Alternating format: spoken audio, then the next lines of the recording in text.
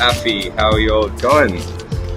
So, in the Philippines, there's 2.4 million houses, roughly, that still don't have access to electricity, and there are 7,000 plus islands.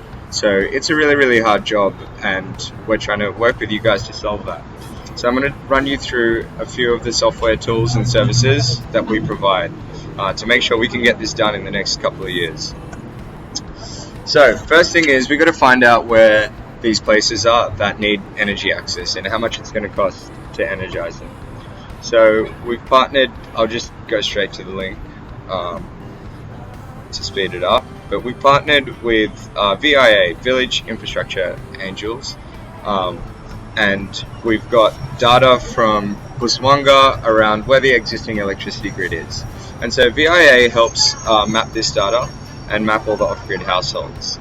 And now that we know where the households are that are not connected to the electricity grid, so all of these orange dots, we use our simulation algorithms to identify the locations and the size and the cost of all the microgrids that are out of reach of the existing electricity grid.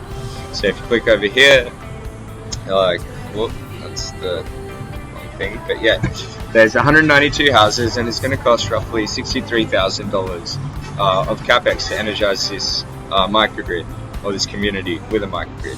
Cable length will be 2,700 meters. And our algorithms literally pick up hundreds of microgrid sites and can estimate the cost and the number of households automatically. So this is the first step, and it helps you determine whether or not you actually want to go to these really remote locations to set up energy access, because you now know how many houses there are and how much it would cost to set it up over there. Next thing we do with our software or with our tech is we enable you to set up these plug-and-play smart grids, right? And so what does plug-and-play smart grid mean? Let me try and actually show you.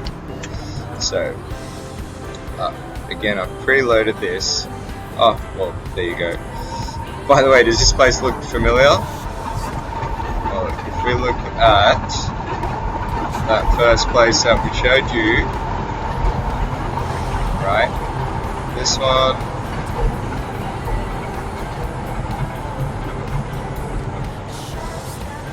looks very similar, right?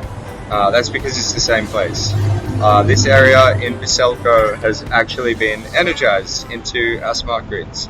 So here's a smart grid, here's a smart grid, here's another one. And it's plug and play, and as soon as you connect one house to the next with our IoT controller, our software will start distributing power, monitoring it, and also managing the payments. And I guess that's pretty smart, or well, at least that's not dumb if you can do all those things, right? So there you go, there you saw what it looks like in terms of the physical architecture. Now let's look under the hood. So this smart microgrid in this really remote area effectively has eyes and ears in the field for you. So you don't have to go all the way out there just to check on something or to wait for a household to actually complain, right? In real time, you can see the state of charge of the battery, how much power is being generated, how much power the house is consuming, but more importantly, if there's an issue, let's say a battery's damaged, or if someone's stealing power from the network, we send those insights to you straight away, so that you can reduce your operational costs, but also make sure that the houses in these villages have access to 24/7 energy. Another thing, right, like going out to these communities and collecting cash, how much you're going to collect is often less than the cost of actually going out to the community, right? So every single smart grid or every single Okra device is enabled with mobile payments. Here's Auntie Sonia in San Isidro. She's scanning QR codes. She takes cash from members of the community and then tops up balance for each of those households, so they can get billed remotely without you having to physically go there to collect the cash. And when you get digital payments, you've got a track record and you've got history, right? So not only do houses temporarily get cut off if they don't pay for their electricity, but you can see what type of payer they are they making regular payments or not, and this can inform your strategy. So we can see who's on what package, what the breakdown is like, which can help forecast revenues into the future. But we can also see, what the lost revenues have been. So these grey lines, or this grey bit of the bar, indicates households that were not billed. And that's because we pride ourselves on being able to deliver 24/7 energy from these smart grids. So this is typhoon season, and during the typhoon, households that had more than 1 hour of blackout for the day, they were not billed for energy consumption. Their mobile money balance was not deducted. And then the red ones over here, these are households who just don't have any balance on their mobile money account, and so obviously they can't be billed, they're not getting access to power.